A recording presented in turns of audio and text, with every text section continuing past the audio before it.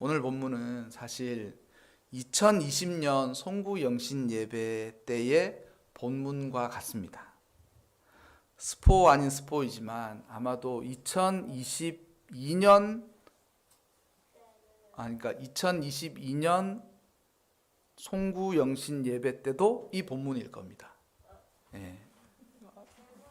그래서 아마도 이제 내년이죠. 다가오는 2022년 12월 31일에도 이 본문을 읽고 이 본문에 대한 설교를 할 것 같습니다. 사실 이 본문은 제가 하나님한테 개척의 사명을 받을 때 하나님이 제게 주신 말씀이었습니다. 그래서 그 말씀을 따라서 교회 이름도 불꽃교회라고 이름을 짓게 되었습니다. 그래서 우리 거룩한 빛 불꽃교회의 그 불꽃은 바로 출애굽기 3장 2절의 말씀에 나타나 있는 그 불꽃을 뜻하는 것이죠. 불꽃 안에서 그에게 나타나시니라. 저 역시 한 사람의 목회자로서 목회의 방향이나 비전을 고민하지 않을 수는 없지만 저는 제 개인적인 어떤 목회의 비전보다는 하나님이 이끄실 것이다. 이런 어떻게 말하면 막연한 그런 믿음만 갖고 목회를 하려고 했습니다. 처음에는 이런저런 고민을 많이 좀 했었었는데 이게 기도하다 보니 이게 하나님한테 합당하지도 않고 뭐 개척교회를 하면서 교회가 막 이렇게 시스템적으로 잘 뭐 이렇게 돌아가야 할 것도 없고 할 필요도 없을 것 같아서 내가 왜 이렇게 쓸데없는 그 고민을 많이 하나 싶어서 실제적인 것들을 좀 더 하나님께 기도하면서 쓸데없는 고민을 내가 너무 많이 하고 있구나 이런 생각들을 하게 되면서 하나님이 이끄실 때까지는 기도하고 또한 이끄시는 만큼 또 하면 되겠다라는 생각을 하면서 그렇게 교회를 개척하고 그리고 그렇게 되었죠. 왜 제가 이런 이야기를 이렇게 말씀을 드리느냐면 제가 하나님이 개척을 사명으로 주셔가지고 제가 순종했습니다. 그래서 하나님이 그때는 개척의 문제를 붙들고 기도했던 것이 아니라 다른 문제를 가지고 기도하고 있었는데 요즘 말로 이야기하면 뜬금포로 하나님이 개척하라 이렇게 얘기를 하셔서 개척이 너의 사명이다. 너의 사명은 개척이다 이렇게 얘기하셔서 이게 그 통신 오류가 난 줄 알았어요. 하나님 제가 그런 기도를 지금 하는 게 아니지 않습니까? 저의 삶의 길을 열어달라고 기도하는데 하나님 저한테는 지금 개척을 사명으로 주시는 이 뭐가 안 맞는 거죠. 통신 오류가 생긴 줄 알았어요. 근데 하나님한테 그렇게 이야기하시고 제가 진지하게 하나님한테 물으면서 이게 하나님한테 순종해야 되겠다라는 마음을 먹고 제가 마지막 섬겼던 교회에서 이제 마지막 해가 되는 때에 송구 영신 예배를 딱 드려서 새해 말씀 카드를 뽑잖아요. 그 말씀을 탁 뽑아가지고 탁 봤는데 올해가 마지막이다라는 생각이 강렬하게 들어오더라고요. 올해가 마지막이다. 그리고 주님이 이제 정말 올해 그러니까 새로 바뀌는 내년을 사역을 하고 자 이제 사임을 하고 너를 개척하게 하시겠다라는 생각이 강력하게 왔습니다. 그러니까 그거 1년을 이제 교회 개척을 위해서 열심히 마음으로 준비하면서 한 해를 보냈죠. 그리고 나서 이제 사임을 하고 또 사임한 이후에 이곳에 이제 예배처소를 자리를 이제 찾고 또 계약을 하게 됐어요. 계약을 하고 그리고 한참 이제 내부 설계를 진행하고 있는데 갑자기 뭐 코로나 팬데믹이라는 거예요. 이게 코로나가 뭐야? 맥주 이름이래. 누가 그러더라고. 맥주 이름이래 그랬대. 맥주 이름이라고 그러는데 이게 그냥 보통 맥주가 아니라 이게 뭐라 그래야 되죠? 핵폭탄 같은 거예요. 막 주가가 막 곤두박질 치고 그래서 그 코로나 팬데믹 그러니까 교회를 개척하기도 전에 이 코로나 팬데믹이 온 거죠. 그래서 이제 심지어는 교회 설계를 하시는 그 소장님 부부 내외가 목사님 어떻게 하실 거냐고 그러더라고요. 그래서 제가 그때는 아무것도 모르고 칼을 뺐으면 개척해야죠. 코로나가 아니라 뭐 더한 게 와도 개척하라면 해야 하지 않겠냐고 하나님이 그거 하라고 했으니까 그렇게만 믿고 했는데 그렇게 믿고 하면 될 줄 알았죠. 될 줄 알았습니다. 당연히 하나님 믿고 하나님 하라 해서 하니까 웬걸요? 이게 뭐 사람 뜻대로 안 되는 거예요. 사람 뜻대로 안 되고. 그래가지고 교회 설립 예배도 드리지 않았습니다. 그냥 가족들끼리 정말 가족만 딱 모여가지고 2021년 그죠? 2020년 죄송합니다. 2020년 6월 14일 날 가족만 딱 모여가지고 이제 교회 개척 예배를 딱 드렸어요. 다른 사람 뭐 이렇게 설립했다고 초청도 못하고 초청할 수도 없고 초청해도 안 되는 그런 상황이었거든요. 그래서 그냥 내년에 1주년 때 한번 초청을 해볼까라고 했는데 사람이 뜻대로 됩니까? 올해잖아요. 아직 몇 분 남았지 않는 올해 교회 이제 1주년 때도 더 심해지는 거예요. 이게 막 1차 유행, 2차 유행 이러다가 막 3차 되고 4차 되고 막 정신없이 되는 거예요. 제가 이런 이야기를 드리니까 목사님 하나님 개척하라 그래서 개척했는데 그게 뭡니까? 이렇게 너무 역설적이지 않습니까? 설교 준비하면서도 나도 야 이런 역설과 못순 아이러니한 이야기를 설교하면 과연 거기에 하나님의 뜻은 거기 있구나라고 느낄 사람이 과연 몇이나 될까? 나도 잘 믿어지지 않는데 그래서 사람들이 그렇게 얘기하는 거예요. 야, 목사라면서 그것도 몰랐어 이렇게 얘기하면 할 말이 없는 거 아니게? 에? 너가 하나님의 종이고 하나님이 그렇게 하라 그랬다는데 야 팬데믹이 오는 거를 몰랐어? 하나님 가르쳐주지 않았어? 하나님 그걸 가르쳐주지 않으면 그런 하나님을 또 어떻게 믿고 의지하면서 가냐고. 네가 하는 이야기는 다 바보 같은 이야기라고 이야기해도 저는 할 말이 없고 설교하는 지금 역시 도대체 하나님 왜 이러시죠?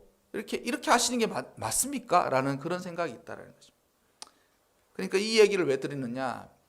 우리 삶 가운데 자신이 계획하고 준비하고 또한 삶을 구가하면서 이런 마치 역설적인 모순적인 이런 상황임에도 불구하고 제 마음이 어떠냐면 그래도 주님은 나와 함께 하시니 인도하시리라는 믿음에 변함이 없어요.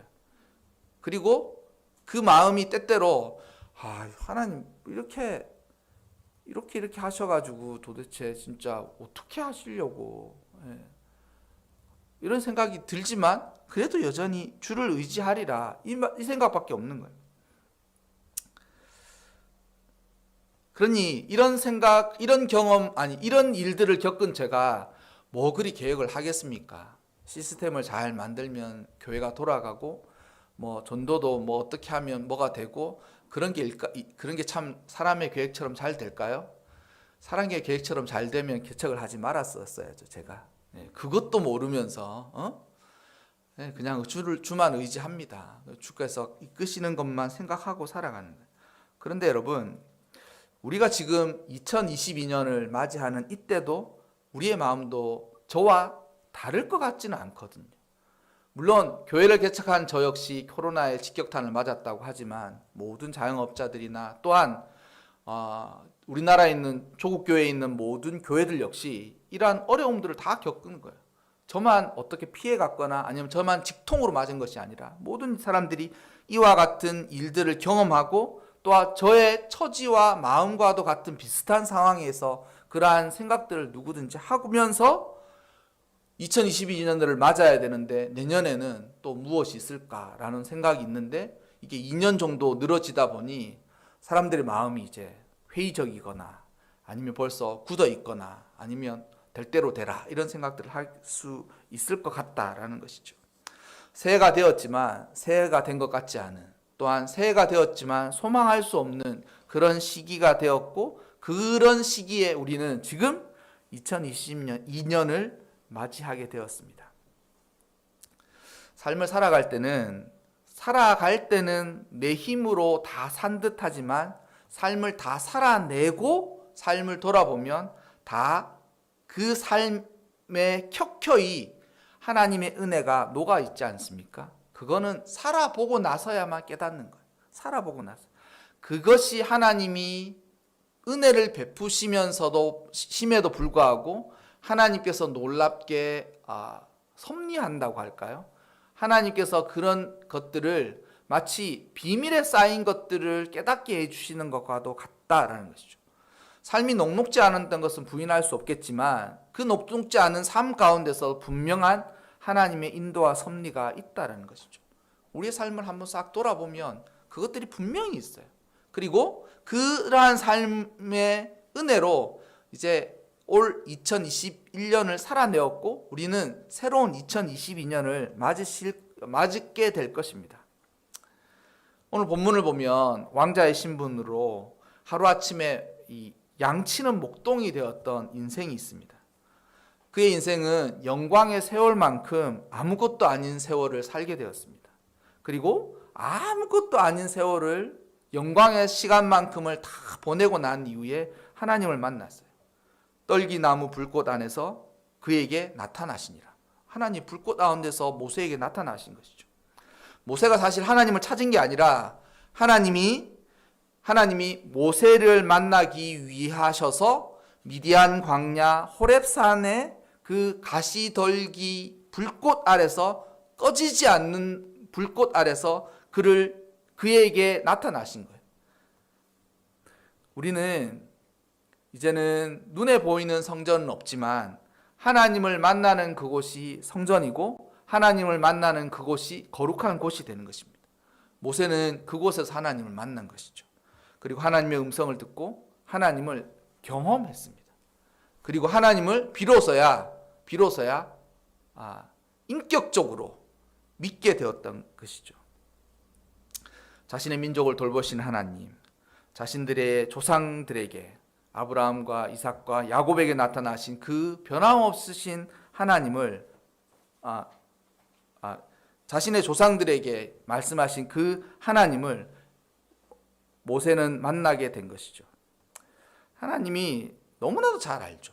모세를 너무나도 잘 아는 거예요. 그리고 그 잘 아는 모세가 만나야 할 그곳에서 하나님이 그를 친히 만나 주신 거예요. 불이 붙었는데 타들어가는 나무가 꺼지지 않고 계속 불이 붙어 있는 그 신비한 광경을 보면서 저게 뭐지? 정말 미스테리한데 저거 한번 보고 싶다라고 그가 돌이켜 오는 것을 하나님이 보신 거예요.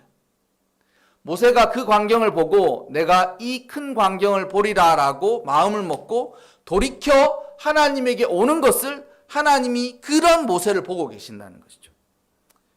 여러분, 하나님이 모세를 외면하신 것도 아니고 하나님이 모세를 잊으신 것도 아니고 하나님이 모세를 그곳에서 보고 기다리고 계시는 것이죠.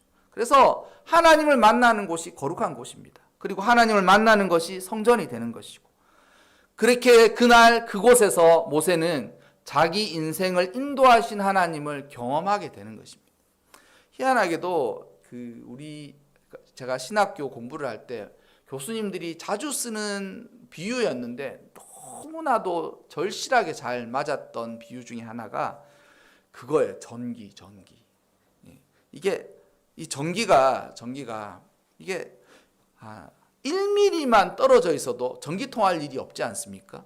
그런데 1mm의 차이이지만 1mm의 차이가 없어져서 전기를 만지는 순간 어떻게 되겠습니까? 감전되지 않습니까? 하나님이 그와 같다는 거죠. 하나님이 바로 옆에 계셔도 마치 없는 것 같이 느끼면서 살아가다가도 하나님을 만나고 경험하는 그곳에서 하나님을 만나는 순간 하나님을 비로소 깨닫게 된다는 거예요. 모세가 호렙산의 가시나무 떨기 아래서 불꽃 가운데 계신 하나님을 그렇게 만나신 것이죠. 하나님 부르시죠. 모세야. 뭐겠습니까? 이미 알고 계시는 거예요. 그의 이름을 부르자마자 당신이 누구십니까? 저를 왜 부르시는 거죠? 저의 이름은 어떻게 알고 계십니까? 라고 말할 필요 없이 나를 너무나도 잘 아시는 그 바로 하나님이 그곳에서 나를 불러주시는 그 음성을 들으면서 모세의 영혼에 마치 전기가 통하는 것과도 같은 스파크가 일어나는 거예요. 내가 그토록 찾아 헤매던 하나님은 나의 삶을 인도하셨고 이곳에서 나를 만나 주시는구나.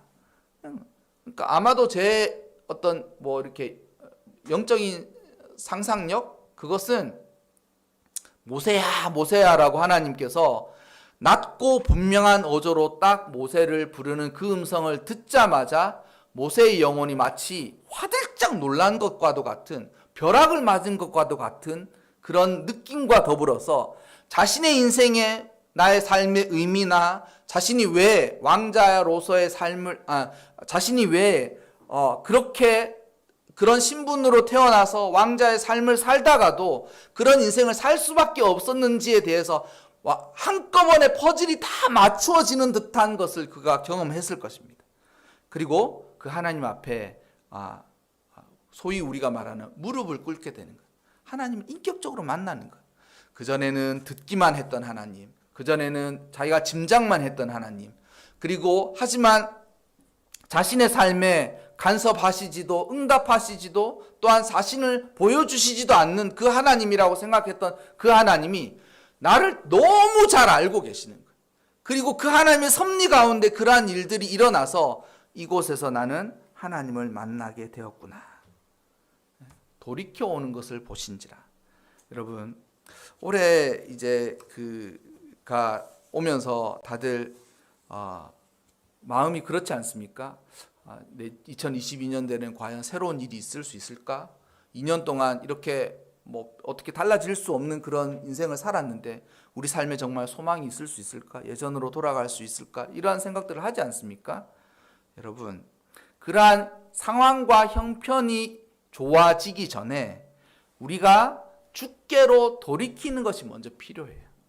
죄에서 돌이키고 우리의 상황과 우리의 형편과 우리의 한계에서 스스로를 돌이키고 자신의 고집에서 스스로를 돌이키고 나태한 삶에서 스스로를 돌이켜서 주를 만나는 일이 먼저 필요한 거죠. 그래서 코로나는 제가 코로나 처음 터졌을 때도 이게 이렇게 될지는 몰랐지만 반드시 극복을 할 것이다라고 이야기했어요. 저는 그 확신, 그런 생각에는 의심이 없습니다. 하지만 그때가 언제일지는 아무도 모를 것이죠. 그러나 분명한 것은 하나님이 정한 분량과 뜻한 바를 이루실 때까지는 그 일들이 지속이 될 거예요. 그리고 그 모든 것들이 때가 되고 충분한 시간이 되었을 때 하나님께서 우리를 그 모든 것에서 뜻한 바와 의미를 가진 대로 이루어지시리라고 저는 믿어요. 그때까지 또한 교회를 붙들어 주실 것을 저도 역시 믿는다는 것이죠. 여러분, 돌이켜야 합니다. 돌이켜 주께로 나아가야 합니다. 그리고 또한 돌이켜 주께로 나아가는 나를 하나님이 돌이켜 자신에게 오는 그 모세를 하나님이 아신 것처럼 우리 삶에도 우리가 주께로 돌이키는 그곳에서 하나님이 알고 계시는 거예요. 삶을 이렇게 인도하시고 이렇게 해야 되고 이렇게 삶 가운데서 여기서 내가 너를 만나주마라고 이야기하는 것이죠. 여러분, 돌이킵시다. 그리고 하나님이 계신 그곳, 그 거룩한 곳에서 하나님을 꼭 인격적으로 만나는 2022년이 되시기를 바랍니다. 그래서 삶의 그곳이 마치 모든 것의 시작이 되는 그런 해가 되었으면 좋겠습니다. 우리를 부르시고 우리를 만나 주시는 하나님, 그리고 그 하나님의 놀라운 역사가 올해 2022년 여러분들의 삶 가운데 꼭 함께 하시기를 바랍니다. 이 한 해를 우리는 살아가야 하고 또한 살아내야 합니다. 그러나 그 가운데 우리와 함께 하시고 우리를 이제껏 인도하신 하나님이 우리가 돌이켜 주께로 돌아갈 때에 만나 주신다는 그 믿음을 갖고 불꽃 가운데서 모세를 만나 주신 그 하나님을 꼭 만나 주시기를 바라고, 우리 삶에서도 불꽃 가운데서 말씀하시는 주의 음성을 들으시기를, 그런 한 해가 되시기를, 그런 여러분들과 여러분의 가정들이 되시기를 주님의 이름으로 축원합니다. 제가 오늘 받은 말씀과 우리 모두가 주께 드리는 봉헌을 위해서 기도드리도록 하겠습니다.